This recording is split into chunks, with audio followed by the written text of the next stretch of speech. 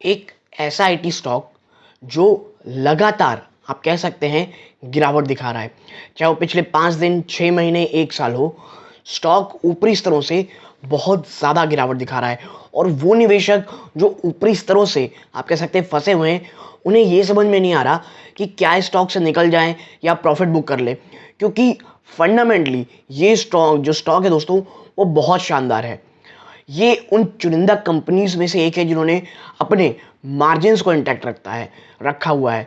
हाँ, कुछ स्तरों पे आप कह सकते हैं कुछ चैलेंजेस देखे हैं कंपनी के, आप कह सकते हैं रेवेन्यू में, प्लस कुछ चैलेंजेस हैं आने वाले समय में, चाहे वो यूरोप से आ रहे हैं कुछ, तो ये है। लेकिन फंडामेंटली कोई प्रॉब्लम नहीं है। और जो प्रॉब्लम फेस करी ये कंपनी, सिर्फ ये आईटी कंपनी नहीं, अगर आप देखेंगे तो जो तमाम आईटी कंपनीज हैं इस समय, वो कह सकते हैं आप काफ़ी चैलेंजिंग फेज से गुजर रही हैं, चाहे वो एट्रिशन रेट को लेकर के हो, चाहे वो आप कह सकते हैं जो सप्लाई चेन के कारण प्रॉब्लम आ रही हो, प्लस जो आप कह सकते हैं जो इनपुट कॉस्ट जो लगातार बढ़ रहा है, और कंपनीज आने वाले समय में जो स्लो डाउन, चाहे वो यूएस हो, यूरोप हो, वहाँ से आ रहा है, उसको लेकर के कंसर्न्स हैं। तो ये स्टॉक के पास भी सेम कंसर्न है, बस ये स्टॉक गिरावट थोड़ी ज़्यादा दिखा चुका है दोस्तों। तो क्या करना चाहिए स्टॉक में, और क्यों मुझे ये स्टॉक इन स्तरों पे बहुत अच्छा लग रहा है, क्योंकि टेक्निकली एक बहुत ज़्यादा स्ट्रॉन्ग सपोर्ट के पास ये ट्रेड कर रहा है दोस्तों। नमस्कार दोस्तों, मेरा नाम है मिता मिश्रा और आज बात करने वाला हूं एम्फेसिस के ऊपर। और देखिए, एम्फेसिस के ऊपर जब मैं बात करूंगा तो आपको बता दूं कि आईसीआईसीआई डायरेक्ट और मोतीलाल ओसवाल ने एक बहुत ही ज़्यादा अच्छी रिपोर्ट बनाई है इसके ऊपर, जो आपके साथ मैं अभी शेयर करूंगा। और उस समय एक एक चीज़ के ऊपर, अगर आप कह सकते हैं, आपके साथ मैं शेयर करूंगा। और यदि आप एम्फेसिस में निवेश करना चाहते हैं तो मुझे लगता है ये वीडियो आपके लिए बहुत महत्वपूर्ण होगा, तो प्लीज़ वीडियो को आप अंत तक देखिएगा। तो अब सीधा मैं आपको लेके चलता हूं उस एनालिसिस की तरफ, सीधा लेके चलते हैं एनालिसिस की तरफ। देखिए, ये रहा एम्फेसिस। इसमें मोतीलाल ओसवाल ने टारगेट जो दिया अभी कंपनी को, वो है 2600 रुपये का, ठीक है। और देखते हैं अब क्या कहा है इसमें। देखिए, good deal traction and stable margin to drive earning. दोस्तों, मैंने कहा था ना, स्टेबल मार्जिन, ये उन चुनिंदा कंपनीज में से एक है जो अपनी मार्जिन को इंटैक्ट करने में काफ़ी कामयाब रहे हैं, ठीक है। जो डील है वो काफ़ी अच्छी आ रही है, लेकिन प्रॉब्लम कहाँ है? But mortgage slow down to impact near term growth adversely.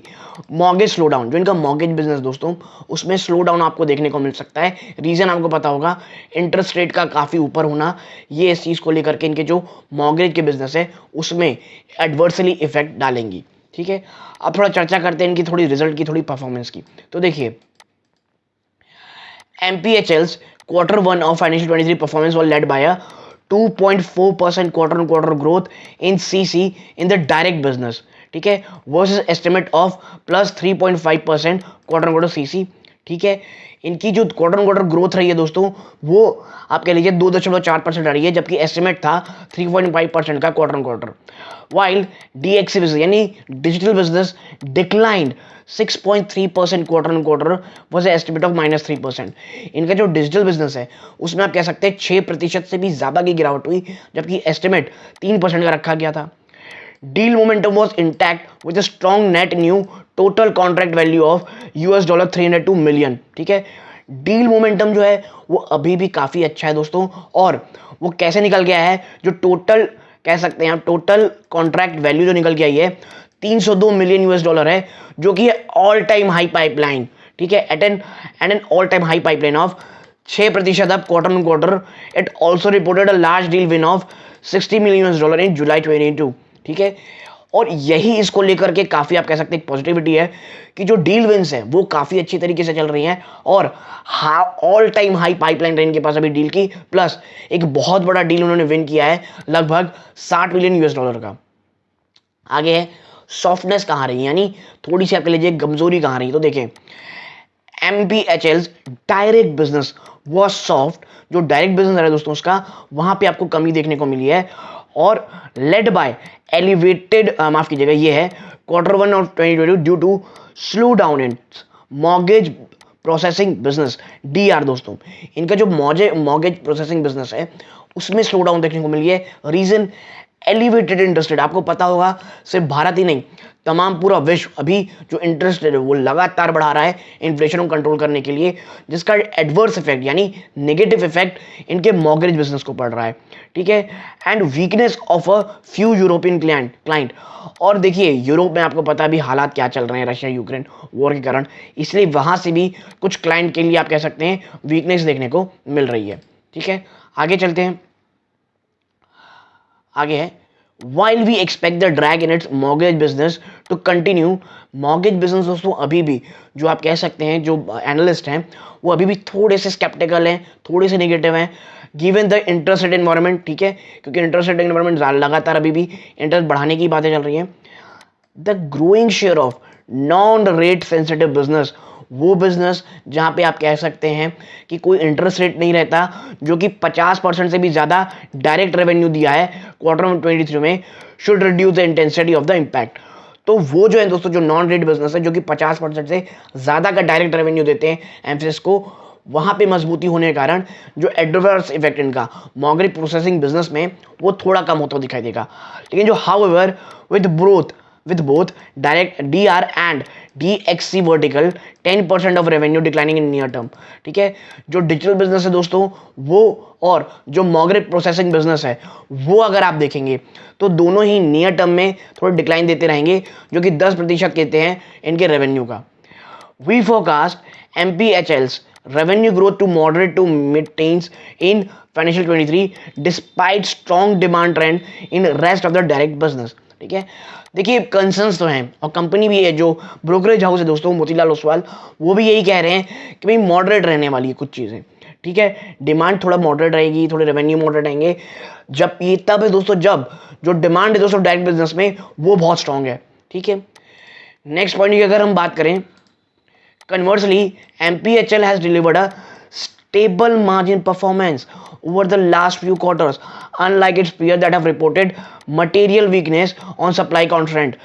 मैंने आपसे पहले ही कहा था कि उन चुनिंदा कंपनीज में से एक है जिन्होंने जो अपने मार्जिन्स हैं वो काफ़ी स्टेबल रखे हैं पिछले कई क्वार्टर से, जबकि अन्य जो आप कह लीजिए कंपनीज हैं वो मटेरियल वीकनेस के कारण, सप्लाई कॉन्स्टेंट के कारण आप कह सकते हैं कि जो मार्जिन्स है उसमें नेगेटिव चीज़ें कर रही हैं या थोड़ी सी वीकनेस दिखा दे रही हैं। While the quarter of financial 23 EBIT margin of 15.3% was at the lower end of its guidance range of 15.25 to 17%। देखिए कंपनी ने भले ही जो मार्जिन दिया 15.3%, उनकी गाइडेंस से थोड़ा कम था। Management has retained its guidance band and indicated upside potential due to better utilisation and ramp up of fresher hirings, ठीक है। भले ही इनकी जो गाइडेंस थी वो 15.25 से लेकर के 17% के बीच थी, लेकिन जो इनका कह सकते हैं आप जो एबिट मार्जिन आया वो 15.3% था, थोड़ा बहुत आप कह सकते हैं कम रहा है। लेकिन कंपनी आने वाले समय में अपने मार्जिन की जो कह लीजिए जो मार्जिन को लेकर के जो बातें कह रही है वो कह रही है हमारे मार्जिन अच्छे रहेंगे। और क्यों? क्योंकि हम फ्रेश हायरिंग जो बेटर यूटिलाइजेशन, जो हमारे पास ऑलरेडी टैलेंट है उसका बेटर यूटिलाइजेशन, और हम जो हायरिंग है उसे वापस से तेज करने वाले हैं। We see the company as one of the very few in our coverage to deliver margin improvement in financial 23 to 15.8%।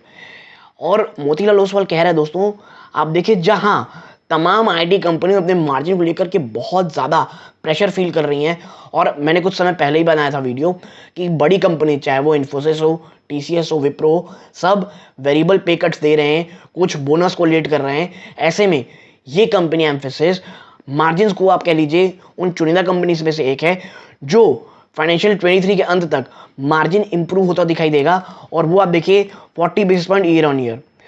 This should help in report of PAT growth, और ये इनके प्रॉफिट आफ्टर टैक्स को बढ़ने में 19% over 22-24 and in NINR terms.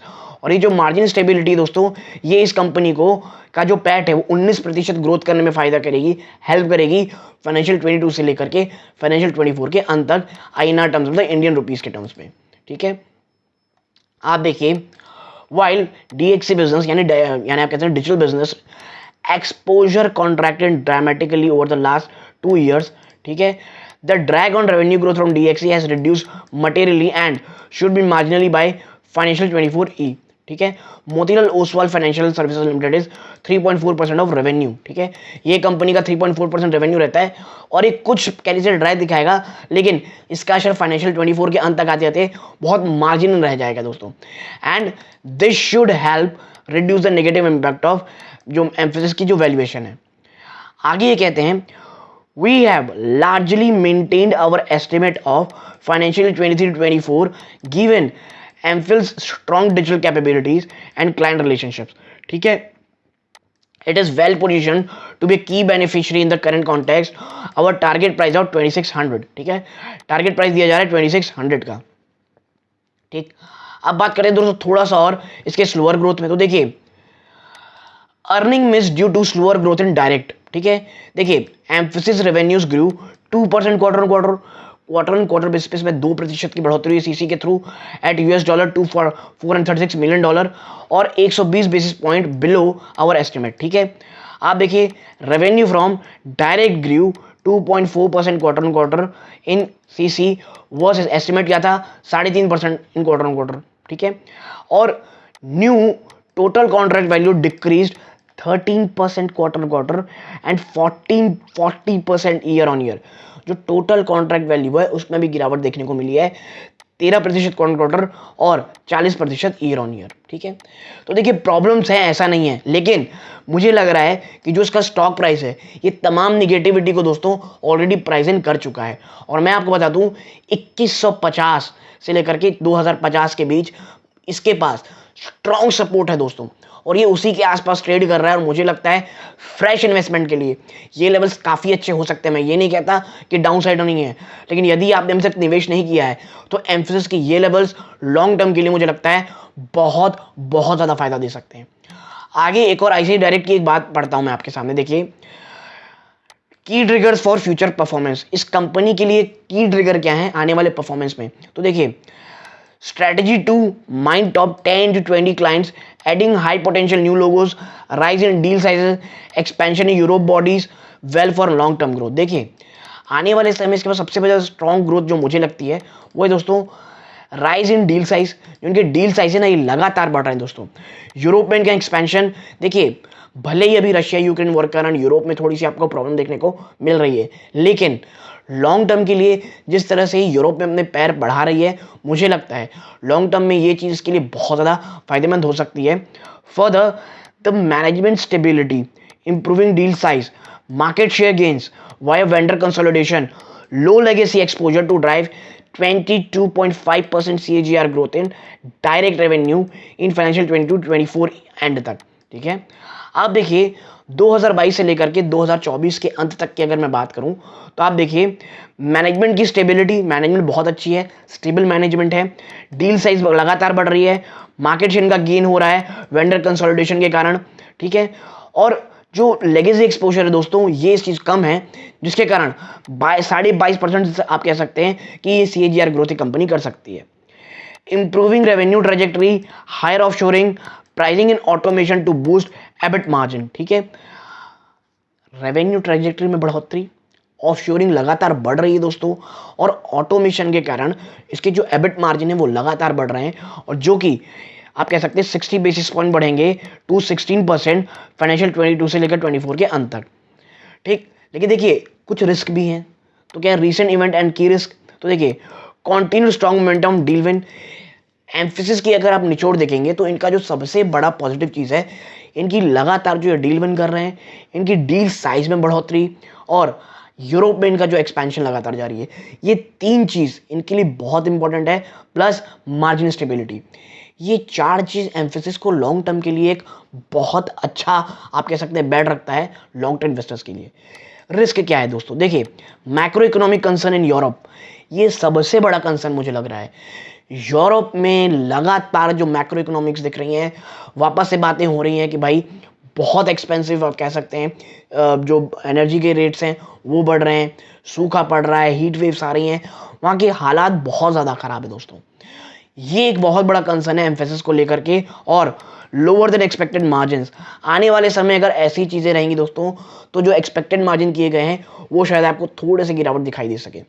तो ये जो की रिस्क है इसके लिए बहुत ज़्यादा है, और मुझे लगता है ये वाकई में एक इम्पॉर्टेंट कंसर्न है। बट जिस तरह से मैंने पहले बोला है, जितनी निगेटिविटी है मुझे लगता है ऑलरेडी स्टॉक के प्राइस में आपके इधर डिस्काउंटेड हो चुकी हैं। कुछ 10 to 12% का आपको अगर और थोड़ी बहुत गिरावट मिलती है तो हमें उससे घबराना नहीं, क्योंकि लॉन्ग टर्म इन्वेस्टमेंट है दोस्तों। लॉन्ग टर्म इन्वेस्टर्स के लिए 10 to 12% गिरावट कोई बहुत ह्यूज गिरावट नहीं होती। करंट लेवल्स पे आप एक्यूमुलेशन स्टार्ट कर सकते हैं।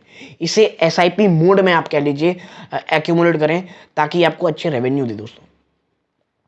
तो यदि आपको मेरी छोटी सी एनालिसिस पसंद आई हो, प्लीज़ वीडियो को लाइक कीजिए, चैनल को सब्सक्राइब जरूर कीजिएगा।